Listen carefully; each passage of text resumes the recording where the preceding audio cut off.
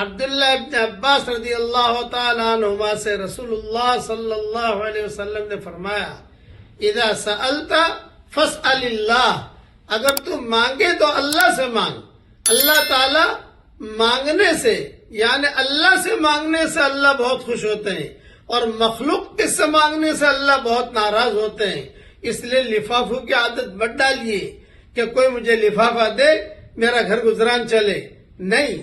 میرے والد صاحب رحمۃ اللہ علیہ فرماتے تھے مرکز نظام الدین بنگلے والی مسجد میں فجر کی نماز کے بعد کہ آج کل معاملہ تو ایسا چلا ہے کہ آدمی کھڑا کھڑا سامنے والا اگر کھجا رہا ہے تو بھی آدمی کے دل میں یہ آتا ہے کہ شاید یہ مجھے کچھ دے رہا ہے۔